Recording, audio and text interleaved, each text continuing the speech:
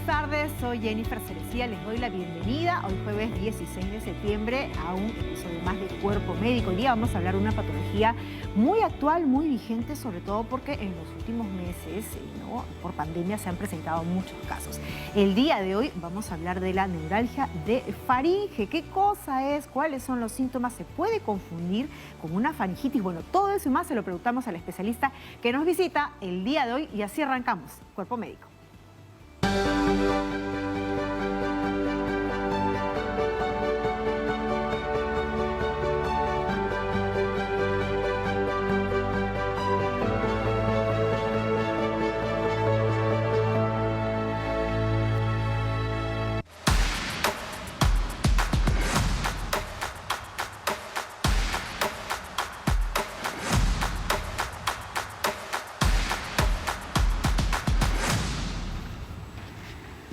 Muy bien, pues y el uso de las mascarillas, sí, hace algunos meses atrás de doble mascarilla hace que muchas personas para poder establecer una conversación, una comunicación, tengamos que esforzarnos en hablar cada vez más fuerte. Bueno, este podría ser el origen de una neuralgia de faringe. Esto es así, yo lo podría confundir con una faringitis. ¿Cuándo es una faringitis? ¿Cuándo es una neuralgia de faringe? Bueno, todo eso lo vamos a absolver el día de hoy con un especialista. Así que, ¿qué les parece si vemos una nota y entramos ya con sus preguntas? La neuralgia de laringe es el dolor producido por una inflamación de los nervios, un dolor intenso que puede ir desde la lengua, la garganta, el oído y las amígdalas. Ahora, los dolores de garganta en estos últimos tiempos han ido en aumento y según eSalud, los casos de neuralgia de laringe han tenido una notable alza por el esfuerzo de voz que se genera al usar estas mascarillas y también los faciales, y todo esto debido a la pandemia del coronavirus. Los especialistas han notado que los pacientes que llegan a atenderse muestran, por ejemplo, signos de carraspera, de dolor de faringe, de oído, de cervical y también dificultades para pasar la comida. Y esto muchas veces asusta a las personas porque pueden confundir los síntomas con los de la COVID-19. Los chequeos que realizaron los especialistas denotan que las personas tienen un malestar en un solo lado y al explorar el punto de ingreso del nervio laríngeo superior en el cuello, vieron que esta desencadena toda la sintomatología debido al cambio del nivel de voz forzado por la persona al usar estas medidas de seguridad. Por esta nueva razón es importantísimo, amigos de Cuerpo Médico, hacer un diagnóstico diferencial con otras enfermedades que también pueden generar estos síntomas, por ejemplo, como una tumoración, un absceso o un cuerpo extraño que ocasione que el nervio transmita dolor. Tengan en cuenta esta información y no olviden siempre realizarse chequeos preventivos porque la prevención trae consigo salud. Muchísimas gracias. Ahí está pues la prevención como siempre y para resolver y responder todas las consultas estamos acompañadas ya del doctor Luis Peralta Valderrama, el jefe del servicio de otorrinolaringología del Hospital Alberto Sabogal. ¿Cómo está, doctor Peralta? Qué gusto tenerlo con nosotros. ¿Cómo estás, Jennifer? Qué gusto de poder estar otra vez con ustedes. Y estábamos conversando incluso antes de que empiece el programa la incidencia que se ha presentado en estos últimos meses a propósito del uso de las dobles mascarillas y cómo es que podría también confundirse con otras patologías, ¿verdad, doctor? Sí, mira, que estas patologías son neuralgias, pero en general se consideran que son raras, ¿no? Son reportados más, es la neuralgia del trigémino, la neuralgia de Arnold, ¿no? Porque están más, usualmente más referidas a una población que por compresiones vasculares, se dice, ¿no? Las neuralgias de la articulación del temporomandibular también por ahí podías presentarse por los brackets, por los problemas ortodónticos que puedan presentar los pacientes. Pero ahora comenzaron a presentarse, de tener una incidencia de unos 5 por año, comenzamos a ver de que los pacientes comienzan a tener una inusitada queja de que le duele la garganta, que su voz ha cambiado, ¿no? Y que simple y llanamente uno al principio lo quiere tratar con un analgésico y no responde, van a profesionales o a familiares y le dicen que probablemente sea una infección y sigue tornándose infructuosa la solución y lo que realmente con ya un examen más prolijo hemos encontrado que muchas veces se trata de una neuralgia laríngeo superior o de una neuralgia glosofaringeo, que también es otro nervio que también se puede confundir con esas neuralgias. Doctor, nos dice que la proporción era 5 casos que se presentaban por año y ahora ¿cuántos es más o menos la media? Exacto.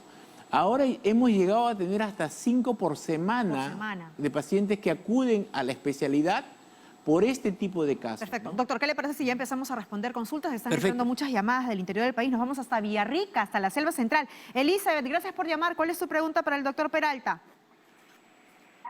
Doctor, buenas tardes. Hola, cuéntanos. Doctor, buenas tardes. Mi consulta es que yo tengo años sufriendo de la garganta. Es una inflamación. Me he ido a hacerme chequear hasta el hospital Loaiza de Lima y no me encuentran. Me sacaron me dijeron que tengo soy resistente a la medicina que termina en INA, creo que o ampicilina o algo así. Porque me ponen ampolla, me baja, todo es calmante. Baja unos días y de nuevo igual. Y ya tengo como 10 años sufriendo con esa inflamación. Muy bien. Quisiera saber qué podría hacer, doctor. Bueno, ante todo, señora, buenas tardes. Y realmente, aunque pareciera fácil que es la garganta, ¿no? Algo que es tan tomado como simple, hay infecciones mucho más complicadas, pero llega a deteriorar tanto tiempo un dolor crónico. Un dolor crónico llega a tener hasta aspectos emocionales, ¿no? De frustración. Acuérdense que hay patologías orgánicas establecidas, hay infecciones crónicas, ¿no? Como el estreptococo beta hemolítico del grupo A, que puede persistir por mucho tiempo, pero también hay causas inflamatorias no infecciosas. La causa más frecuente es el reflujo gastroesofágico. Que podría ser también. El reflujo gastroesofágico con manifestación extraesofágica, que es la garganta, las cuerdas vocales, es una de las causas. Pero hay otra causa que es poco conocida y que a veces lleva un poco de controversia, es el reflujo laringofaringio.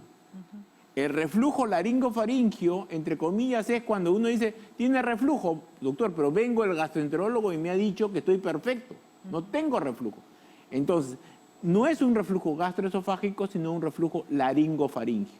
El reflujo laringofaringio no es un problema del esfínter esofágico inferior, sino del superior.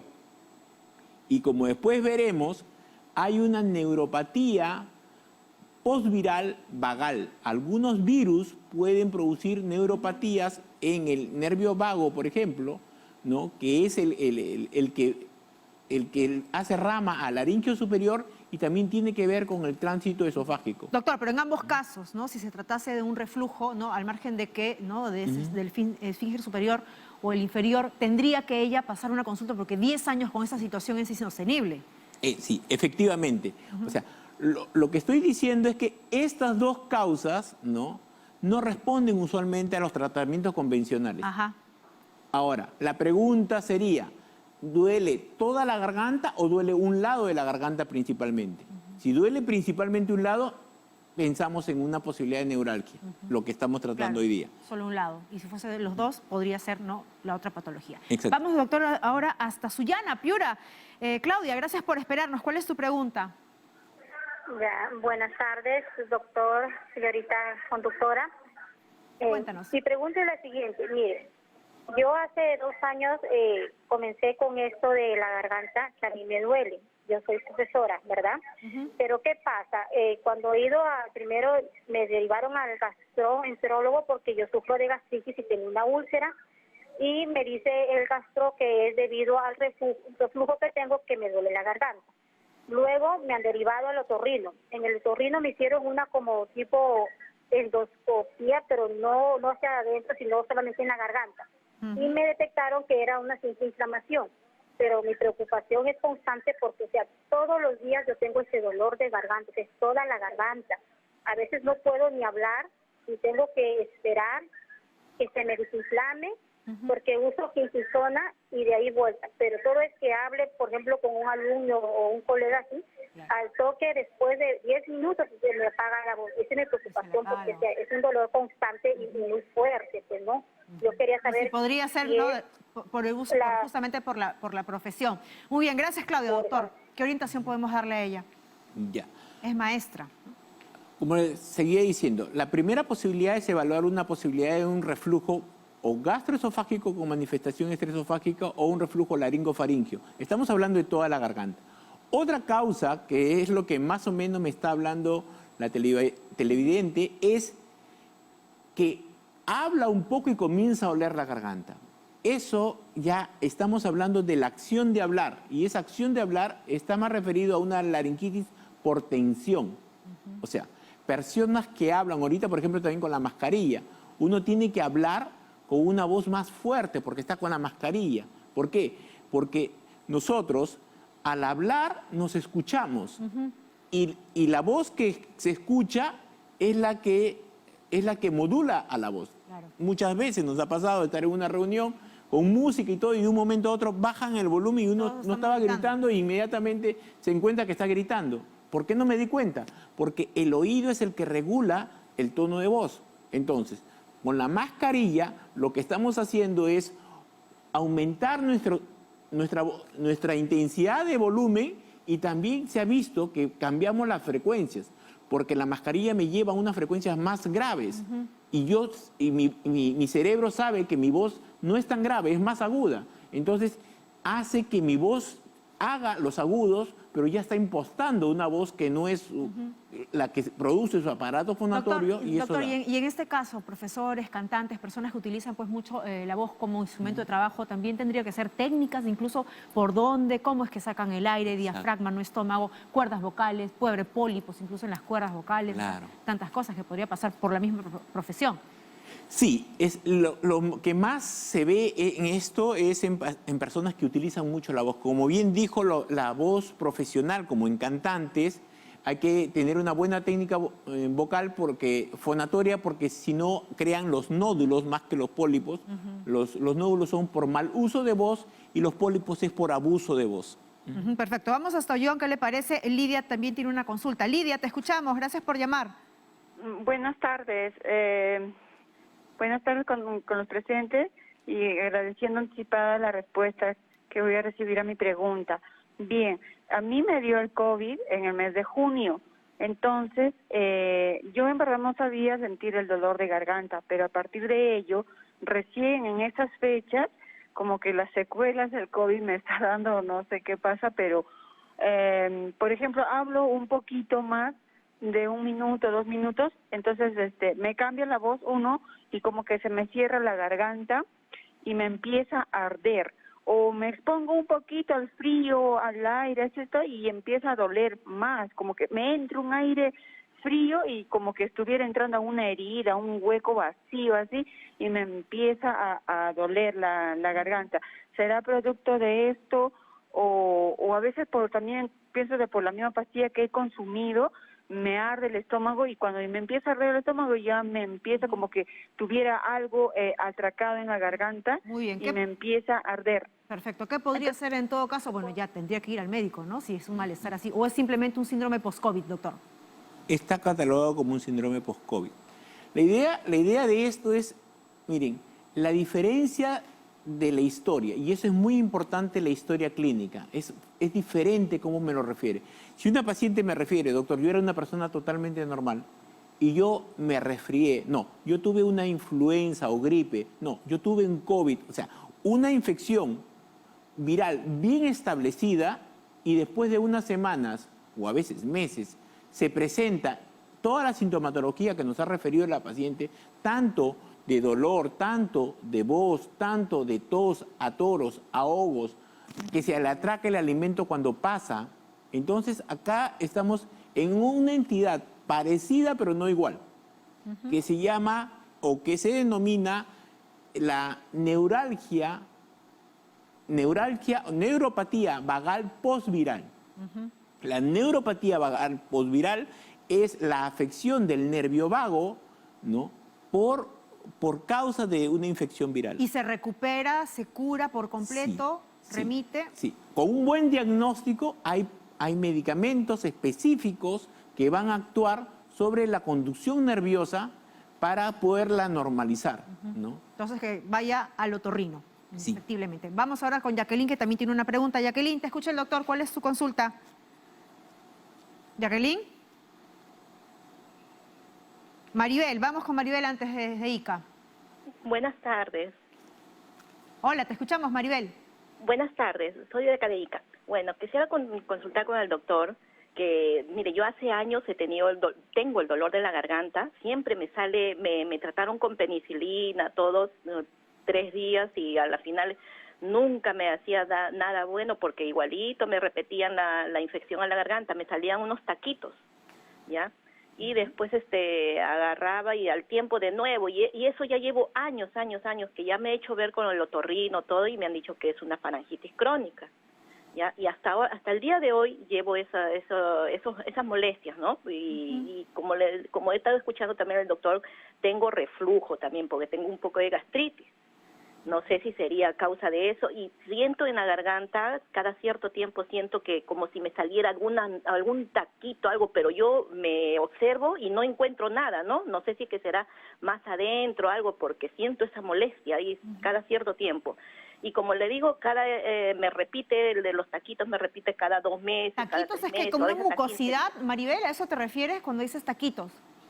No, es un taquito, siento ahí un puntito amarillo, blanco. Ya, como un absceso, algo así. Muy Sí, bien. Vamos a ver qué orientación no te da el no tengo síntomas, no tengo solo lo único que siento es malestar en todo el cuello que me duele cuando ya yo me observo que tengo esos taquitos. Me duele el cuello, todo eso de ahí. A ver, ¿qué podría ser? Porque Doctor, realmente me siento ya claro. ya años llevo con eso y no encuentro mejoría. Perfecto, muy bien, doctor. Ya. Bueno, primero entender de que esos taquitos es una secreción normal de la amígdala. O sea, muchas veces uno le sale una secreción, unas bolitas de cerumen del oído y uno dice, uy, tengo infección. Tengo lleno el conducto auditivo de cerumen, por eso no escucho y por eso está lleno de cerumen. Y uno lo ve y está limpio. Pero doctor, discúlpeme, yo no le estoy mintiendo, está saliendo cerumen, ¿no? Debe estar repleto, ¿no? O agarra y lo aplastan, huele y dice, y apesta, doctor, no tiene un buen olor. O sea, debe estar oliendo mal mi oído. Lo mismo ocurre con los taquitos en las amígdalas. O sea, los taquitos en las amígdalas se llama casium y es una secreción normal. La amígdala funciona así. Los gérmenes llegan a las criptas, la cripta ahí lo procesa y lo pasa a sangre y después lo pone como una cápsula y va eso al intestino y en el intestino delgado va a generar la inmunoglobulina A de superficie. O sea, es parte de la inmunidad tanto celular como humoral que genera y de superficie que genera la amígdala. Entonces, el que tengamos taquitos, toda persona que tiene amígdalas ha tenido, consciente o inconscientemente, esos taquitos. Otro punto es cuando los taquitos, cuando las criptas son muy grandes, los taquitos también son grandes y esos arroces ya pasan a ser un poco mortificantes. En ese caso, ya se le puede denominar amigdalitis hiperqueratósica cuando los taquitos son muy grandes. Siguen siendo sin ocasionar patología, pero sí es molestoso. Ahora, ese taquito uno lo ve y es como una cápsula, no huele nada, claro. Pero si uno lo aplasta, apesta. O sea, ese taquito no produce halitosis per se, pero si uno lo aplasta, apesta. Entonces, muchas personas piensan que la halitosis de la mañana es producido por los taquitos. Y no necesariamente. En este caso, entonces, en la consulta de Maribel tendría que también pasar por una consulta para... Exacto, para poder precisar exactamente si se trata de una secreción normal o ya tiene algo que solucionarse, ¿no? Muchas veces una criptolisis, o sea, una costra en las amígdalas y reduce el tamaño de las criptas y eso podría estar solucionando sin necesariamente sacar toda la amígdala. Muy bien, vamos ahora sí con Jacqueline. Jacqueline, gracias por esperarnos. Llama desde ATE. Hola, buenas tardes, doctor. Hola. Mira, en este caso se trata yo tengo una pequeña de 2 años y 7 meses. Ella cuando llora, llora con tanta fuerza que su garganta se pone como que afónica, pero no tiene tos y ya me preocupa porque constantemente está como que ronquita, afónica. Y no sé, le he preguntado al pediatra y me dice que a veces es normal en los niños, pero quisiera una segunda opinión, si me puede ayudar con este tema, porque me preocupa que su voz es un poco más gruesita que de un niño normal, de su edad. Perfecto, muy bien, doctor. patología de voz ronca, no un niño que tiene una voz normal y que por mucho llorar se pueda hacer ronca, que es bien raro. Pero un niño que nació con una voz ronquita debería ser evaluado por medio de una laringoscopía por un profesional o un otorrino que se dedique a ver niños, porque son endoscopios muy delgaditos, ¿no? que para poder sacar patologías. En general no son patologías que podamos decir para asustarse, pero que sí sería bueno para poder determinar exactamente el estado de cómo se encuentra las cuerdas vocales, porque como digo, también pueden haber alteraciones desde el nacimiento que puedan tener una frecuencia vocal más Pero digamos, el llanto constante de un bebé, de un niño que hace rabieta o berrinche, podría afectar sus cuerdas vocales. Es raro, es muy raro. Es raro, porque las cuerdas vocales están hechas para el llanto. O sea, ya en niños un poquito mayores, de 3 o 4 años, sí se pueden ver a veces unos nódulos o unos pólipos, que es raro también, pero se podría ver. Pero un niño de meses, no. En un niño de meses hay que ver la cuerda vocal primero. Perfecto. Doctor, para ir cerrando el tema de hoy, por favor, recomendaciones muy puntuales para todos los televidentes. Aunque estamos hablando de una zona o de una patología o de un síntoma que es muy frecuente, que todo el mundo en casa cree tener la solución, cuando no se resuelve rápidamente un dolor de garganta, primero ir a un profesional que sí pueda dar una opinión más certera y no estar probando con medicaciones y pensando que otro antibiótico es mejor para ese problema. ¿Cuánto tiempo uno debe esperar en todo caso para ir donde el especialista? Unos 2 o 3 semanas ya es para poder tener en cuenta de que esto no está marchando bien. Perfecto. Muchísimas gracias, doctor. Un gusto haberlo tenido con nosotros. Nos comprometemos a seguir, ¿no?, conversando sobre estos malestares, afecciones en la garganta, porque son muy comunes. Hemos estado con el doctor Luis Peralta Valderrama, jefe del servicio de otorrinolaringología del Hospital Alberto Sabogal. Respondió hoy sus consultas y vamos a hacer una pausa, pero vamos a seguir con las consultas, pero ya del ámbito nutricional, porque viene Sara Abusabá, nuestra nutricionista, quien responde hoy en consultorio abierto. Así que empieza a hacer sus llamadas. No se mueva. Gracias, Gina.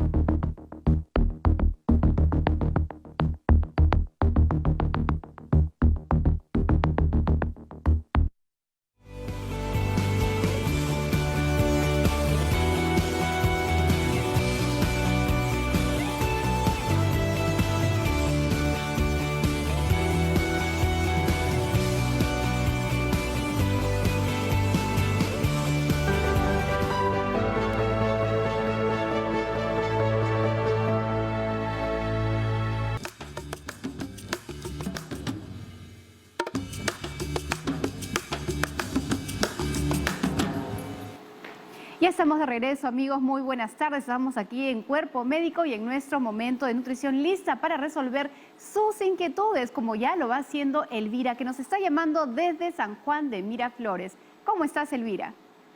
Buenas tardes, señora Sarita. Mire, mi consulta es que yo sufro 2 enfermedades, ¿no?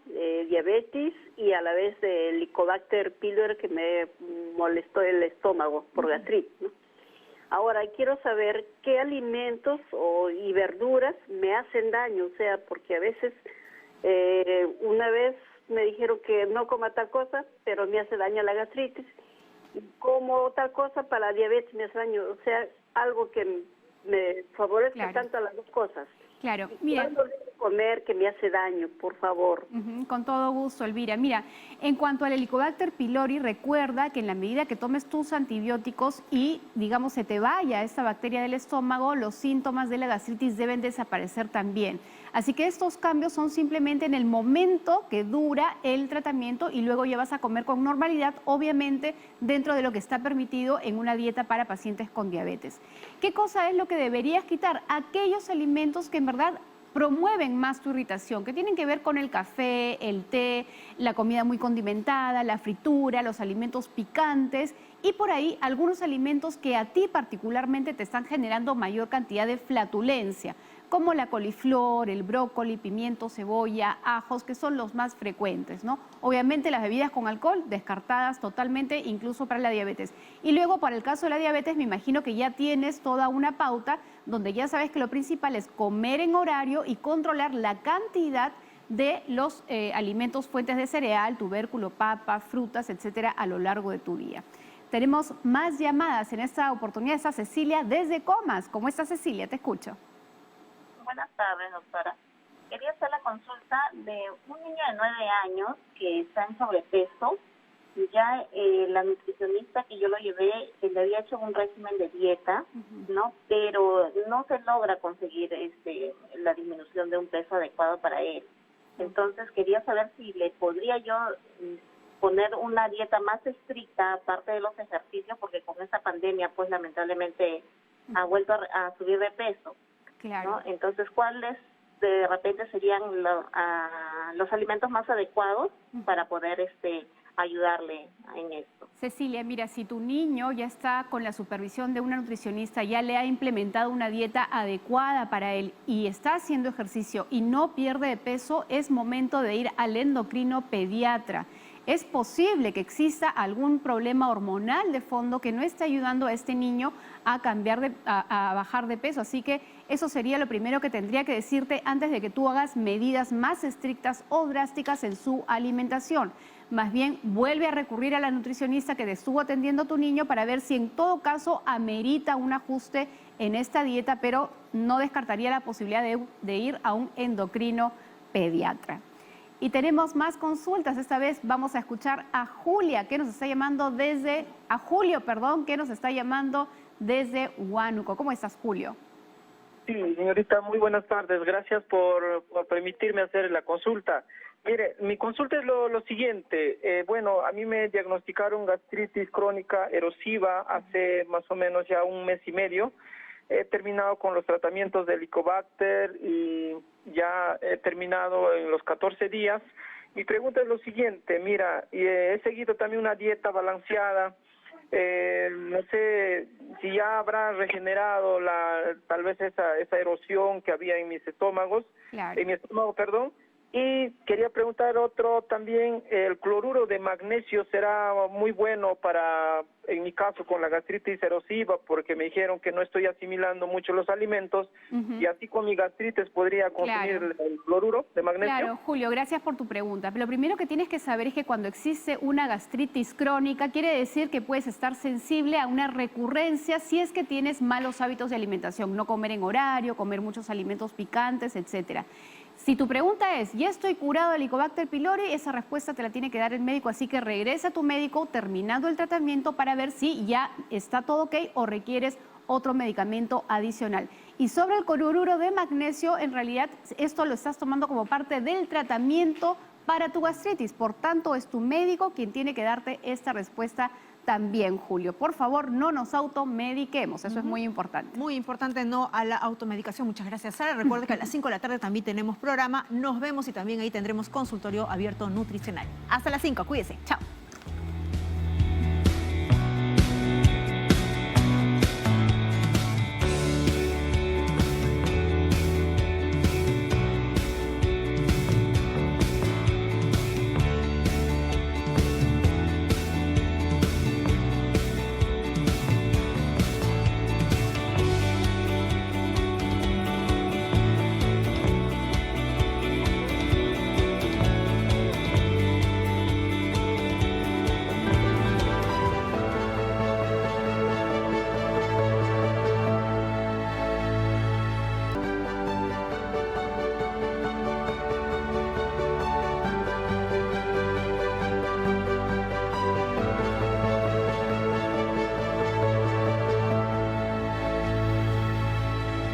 Hola, ¿qué tal amigos? Muy buenas tardes. Soy Jennifer Cerecida, les doy la bienvenida, como siempre se los digo, a esta segunda edición diaria de Cuerpo Médico. Hoy día vamos a tocar un tema muy interesante que usted ha estado solicitando desde hace muchos meses atrás que desarrollamos. ¿Qué ocurre con una persona que se convierte pues en un milagro viviente, que ha logrado sobrevivir, supervivir a un accidente cerebrovascular? ¿Qué pasa luego de superar este cuadro terrible que prácticamente suele ser para muchas personas mortal.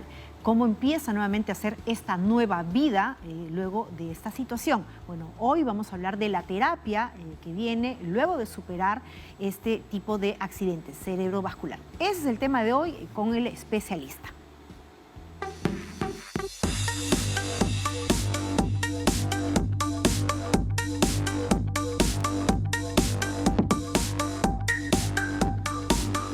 Y para hablar pues de esta situación que atraviesa una persona que ha sufrido un accidente cerebrovascular y ha logrado superarlo, estamos acompañados del licenciado Cristian Megue. Él es terapeuta físico especializado en terapia de rehabilitación neurológica y también es director de Vitanova. Y también estoy acompañada, como todas las tardes, de mi compañera, nuestra nutricionista Sara Abusabá, quien más adelante también va a responder consultas, ¿verdad? Así es, vamos a tener nuestras líneas abiertas, Jenny y yo, y no solamente te cuento a ti, sino a todos ustedes, que me siento especialmente contenta del tema que vamos a abordar, porque, licenciado, el tema justamente de la rehabilitación luego de este evento cardiovascular, yo personalmente considero, y seguramente usted también, que puede marcar la diferencia en mejorar increíblemente la calidad de vida de un paciente que puede haber quedado con ciertas secuelas a este evento que verdaderamente es tan aparatoso y doloroso para toda la familia. Por eso es que incluso se habla, pues, ¿no?, de que es un milagro viviente. ¿Cómo está, Cristian? Qué gusto recibirlo. ¿Esta es la causa, la primera causa de discapacidad en el mundo?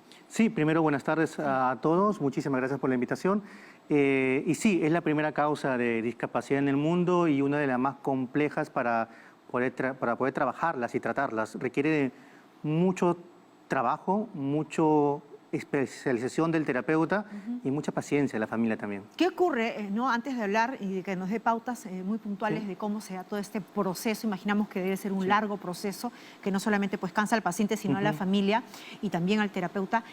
¿Cómo va la data, la realidad, lo que ocurre en nuestro país actualmente a propósito de la pandemia con este tipo de tratamientos?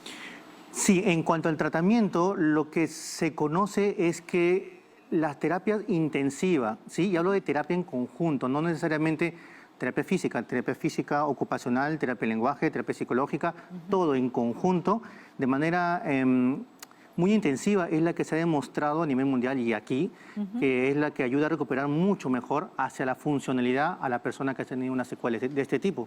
¿Se han abandonado entonces? ¿Qué es lo que ha pasado en esta época de pandemia? Sí, la pandemia ha desnudado muchos problemas y entre ellos nos ha llegado muchos pacientes post-pandemia con secuela neurológica tipo ACV que han venido muy crónicos, que antes caminaban y ahora ya no caminan, ¿sí? Que les dio el ACV en plena pandemia y no han tenido terapia oportuna y lo que sucede es que ahora están postrados.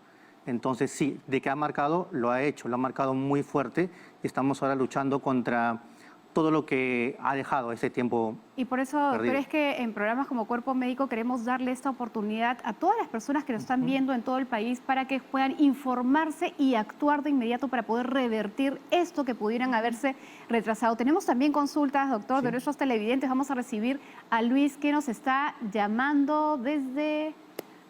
A ver, Luis desde San Miguel. ¿Cómo estás, Luis? Te escucha el doctor. Buenas tardes, Jennifer. Buenas tardes, doctor. Buenas tardes. Hace 3 años, sí, claro. Hace 3 años tuve un ACV isquémico que paralizó el lado izquierdo de mi cuerpo.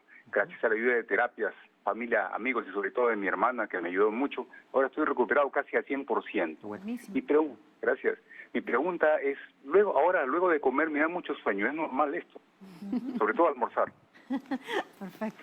Claro, bueno, Luis. Sí, sucede algo cuando uno come que es un cambio metabólico que genera que se produzca más sueño. Eso es normal, no tiene nada de relación con el ACV. Sí, Luis, y ahí más bien yo te recomendaría en todo caso que trates de tener una alimentación un poquito más ligera, menos copiosa. Reduce tal vez el tamaño de tu porción, que eso va a facilitar tu digestión. Hay que recordar que cada vez que digerimos, nuestro corazón tiene que bombear más sangre porque la digestión requiere mucho oxígeno. Entonces, mientras más cargada sea esta alimentación, el cuerpo va a decir, bueno, entramos en un estado de reposo porque quiero digerir mis alimentos. Perfecto. Que baje un poquito esa dieta. Cristian, volviendo al tema, ¿no?, del tratamiento, ¿cuándo es que una persona que ha sufrido un accidente cerebrovascular debe empezar a recibir la terapia? ¿O esto depende necesariamente de qué tan grave fue ese accidente? Claro, es una muy buena pregunta porque la atención temprana es básica, ¿sí? Pero hay que tener en cuenta si la persona está estable hemodinámicamente, Eso es muy importante. Pero si está estable hemodinámicamente, se le puede trabajar desde el primer día siguiente del producido del ACV. ¿Qué significa estar estable hemodinámicamente? Significa que no tenga complicaciones de presiones que fluyen, ¿sí? entre hipertensión arterial, arritmias o complicaciones que el médico puede decir, no, todavía tiene que estar en reposo porque no se le puede hacer mucha actividad. ¿Y esa es una terapia multidisciplinaria? ¿En qué sentido empieza la terapia? Sí, la terapia es transdisciplinaria en realidad. Recogemos la opinión de todos los médicos, de todos los neurólogos especialistas, de los traumatólogos, de los nutricionistas, de los enfermeros. Trabajamos en conjunto porque siempre la idea es poner en el centro de todo al paciente. Claro. El paciente es el eje donde todos nosotros tenemos que movernos para que tenga éxito su rehabilitación. Entonces, una vez que el paciente ya está estable en ese sentido, la terapia puede empezar. Y tenemos más consultas. Vamos a recibir este mensaje que nos llega desde el Twitter. Vamos a ver quién nos está escribiendo. César Marenco dice, ¿cómo se diferencian las terapias para los pacientes de un ACV? ¿Cómo sería en el caso de una persona con pérdidas de sensibilidad? Ok, muchísimas gracias, César. Es una buena pregunta porque ¿cómo sería? Primero hay que diferenciar que la terapia tiene que ser neurológica, no puede ser cualquier tipo de terapia. El terapeuta que ve un dolor de espalda no debería ser el mismo que ve un paciente con secuela neurológica, un ACV. En cuanto a la pérdida de sensibilidad, recordemos que una lesión en el cerebro, por así decirlo, en palabras simples, genera pérdida y alteración tanto de movimiento como de sensaciones. Entonces, todo paciente tiene alteración de sensibilidad.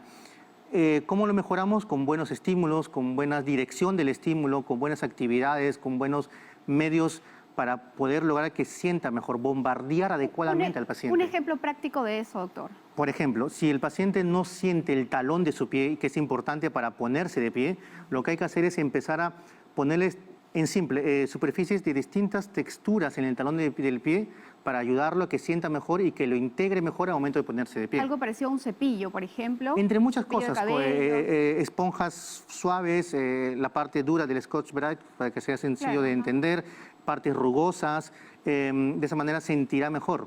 ¿Sí? Un error muy común es decir al paciente, pise usted, porque ahí lo hace de manera consciente y uno camina de manera inconsciente, uno no piensa cómo va a caminar. Es por eso que tiene que ser un terapeuta neurológico y no un terapeuta de dolor. Y en esos casos, ¿cuánto demora justamente el tratamiento para poder incluso lograr nuevamente ese movimiento? Sí, es una pregunta que siempre nos hacen. ¿Cuánto demora? Depende la influencia del tipo de lesión, depende de la influencia de si la persona ha hecho actividad física antes. Es distinto trabajar a una persona que ha sido deportista a una persona que ha estado todo el tiempo de manera sedentaria. Sí, exacto. ¿La edad? Sí. Las personas jóvenes tienden a recuperarse mucho más rápido, ¿de acuerdo? Las ganas, el tipo de terapia, la especialización y muy importante, la intensidad de las terapias. Estamos acostumbrados a llevar terapias solamente 1 hora o una vez por semana y eso no funciona. Claro, ¿cómo debería ser?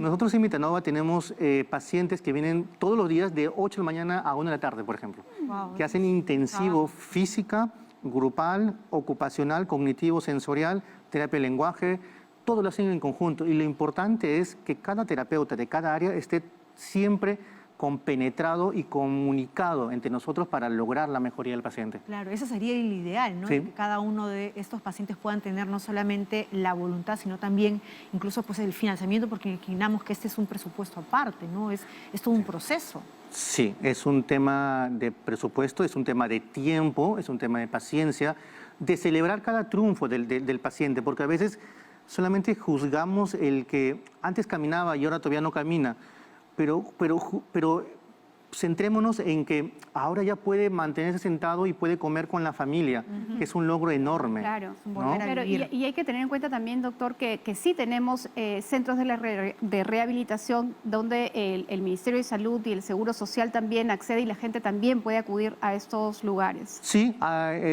tenemos centros nacionales muy buenos acá, tenemos centros privados. Nosotros intentamos y estamos siendo los primeros en ser un centro privado neurológico, específicamente neurológico. Sí, y la idea es buscar justamente a los profesionales que sean netamente de la especialidad. Correcto, doctor. Vamos a continuar con las consultas. Sí, claro. Nos está llegando un mensaje desde el WhatsApp. Vamos a leer esa consulta inmediatamente. Marlene Laurel nos dice, mi primo a los 19 años sufrió de un ACV y desde entonces su habla quedó afectada. ¿Qué ejercicios podría hacer ahora que han pasado casi 3 años? Ok, Marlene, gracias por tu pregunta. El tiempo no determina, pero influye.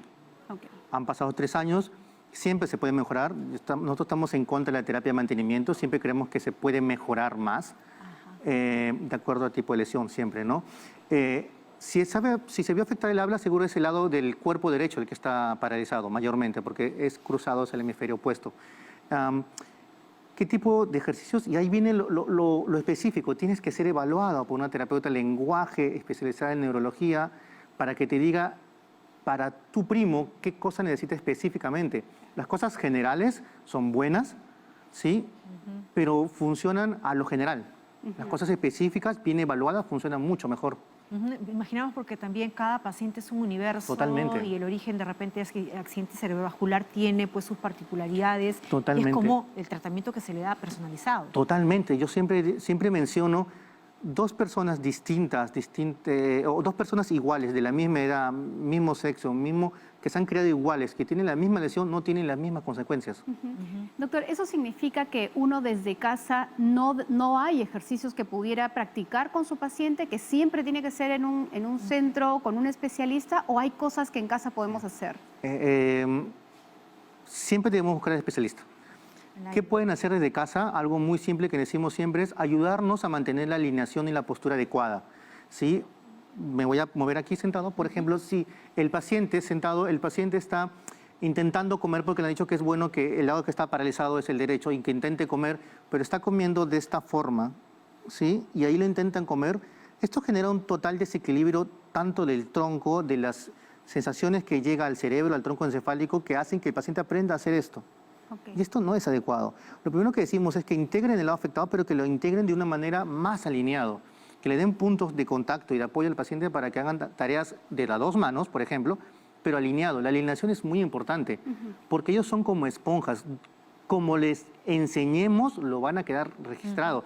Y después modificarlo y cambiarlo es muy, muy difícil. Es decir, si lo acostumbramos a una posición porque esa es la que le es cómoda para comer, entonces es más difícil retornar a una posición correcta. Totalmente, totalmente. Y ellos siempre, todos nosotros queremos hacer la ley del mínimo esfuerzo, de economía, ¿no? De menos gasto energético. Entonces ellos van a querer sentarse mal, pararse mal, caminar de la forma que les es más fácil y no necesariamente la mejor.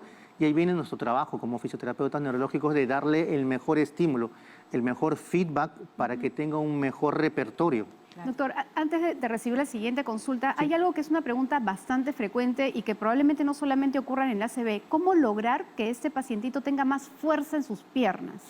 Ya. La fuerza en las piernas es importante. Lo más importante es la fuerza en el tronco. El tronco, extremidades, el tronco es donde se originan en la pelvis las piernas y en los brazos las escápulas que están en el tronco. Si no tienes tronco, por más que tengas unas piernas marcadas de fuerza, no vas a poder caminar bien, no vas a poder moverte bien. Vas a poder moverte como tú puedas, pero no de la forma adecuada. Entonces el tronco es muy importante. Y tu pregunta me da justo la idea de que me voy a parar, necesito que sea fuerza en las piernas y que estire las piernas 1, 2, 3 veces, y esa no es la idea. La idea es integrarlo en una función con un tronco adecuado. Y ahí viene la diferencia entre un terapeuta neurológico y un terapeuta no neurológico. Ahí se sigue, ¿no? El principio de la halterofilia, que si uno quiere no levantar más peso, el core, el abdomen tiene que estar... El core tiene que ser fuerte. En terapia neurológica usamos mucho el core, la actividad del core. Eso surgió en terapia, luego se fue a la parte del deporte. De la halterofilia y del crossfit incluso. Sí, Muy bien. sí, doctor, exacto. tenemos otra consulta llegada del Twitter, vamos a leérsela rápidamente. Le pregunta Beatriz, dice, hace 5 años tuve un ACV hemorrágico talámico. ¿Cómo puedo recuperar el equilibrio, el caminar y el movimiento? ¿No? Ahí son las constantes, incluso en la terapia. El equilibrio, la falta de equilibrio se da por falta de estabilidad. Y la estabilidad nos dan los músculos que son estabilizadores, no los músculos de potencia. De nuevo, yo he visto en internet o en videos que le ponen una pesa y hacen esta cosa de aquí, estiran las piernas. Eso esfuerza un músculo de potencia, no un músculo de estabilidad. Un músculo de estabilidad son los músculos que están en la pelvis, en el tronco, en la escápula. Son músculos estabilizadores. Y por eso no tiene equilibrio, porque no tiene estabilidad o no fue nunca bien entrenada en estabilidad. Estuvo hablando justamente del core y también Jenny le estaba mencionando. Explíquemelos un poquito a nuestros televidentes de qué estamos hablando ahí. Ok. El core se conoce normalmente como, su traducción es núcleo, como la parte central de la estabilidad del cuerpo. No hay una definición exacta de lo que es el core en el cuerpo. Incluso algunos mencionan que son simplemente la parte del tronco abdominal, oblicuos, transverso al abdomen, toda la faja abdominal. Algunos mencionan que también tienen que ver con las cuerdas bucales porque es como que todo genera una presión negativa. Y eso es importante, que está en el tronco, para mantener un buen punto de partida para moverse. Entonces, fortalecer esa zona quiere decir que vamos a intentar hacer abdominales. ¿Qué sería? Es un punto muy interesante del abdominal, cada vez que se hace trabajo de core, abdominales. Sí, los abdominales son importantísimos para la postura, son los primeros que se pierden, ¿sí? Pero son muy importantes. Ahora, el abdominal, como lo conocemos de echarnos para atrás y levantarnos, no genera aprendizaje para caminar. Claro, vamos a centrarnos en el paciente que está postrado, ¿no? Claro, tenemos que hacer el abdominal en mantener una postura. Por ejemplo, si yo acá sentado soy un paciente y estoy tirado para atrás con el brazo doblado, ¿sí? Yo como terapeuta físico voy a estar al lado de él, voy a estimular a que apoye las dos manos para, con la alineación correcta, empuje hacia adelante. Y el empujar vas a generar que active el tronco, el core. Claro. ¿De acuerdo? Eso es más importante porque lo integro en una función que es empujar, que se puede ver traducido después en voy a llevar el carrito al supermercado. Claro. Sí. Cristian, lo comprometemos a que hay una segunda y tercera edición de este tema, pero ya que usted nos venga, ¿no? Incluso implementemos hoy con los ejercicios que de repente podrían hacerse, ¿no? Luego de que una persona evidentemente esté llevando una terapia con un terapista, ¿no? Y hacerlas en casa. Sabemos que el acompañamiento es ideal que sea con el terapista, pero imaginamos que hay algunas cosas que se pueden replicar en casa, si que de repente no es la terapia completa de 8 a 11, de 8 a 1, ¿verdad? Así que, por favor, recomendaciones finales muy puntuales, básicamente para englobar el tema de hoy, que ha sido, ¿no?, a grandes rasgos sobre la terapia luego de un accidente cerebrovascular, por favor. Sí, muchísimas gracias por la oportunidad nuevamente para llegar a todos. Lo más importante es, por favor, busquen la especialización a terapeutas que sean especializados. Nosotros intentamos y logramos esta especialización y esa intensidad. Sean muy críticos con sus terapeutas, busquen la especificidad en ustedes y celebren cada triunfo que logremos. Perfecto, pasito a paso se recupera. Exacto. Muchísimas gracias. Hemos estado pues con el licenciado Cristian Megue, terapeuta físico, especializado en terapia de rehabilitación neurológica, director de Vitanova. Vamos a hacer ahora una pausa, pero vamos a seguir con las consultas, esta vez ya desde el ámbito nutricional, porque Sara Busa va a abrir las líneas telefónicas de Cuerpo Médico y responde todo lo que usted quiere saber sobre la nutrición. No se la pierda. Empiece a llamar ya.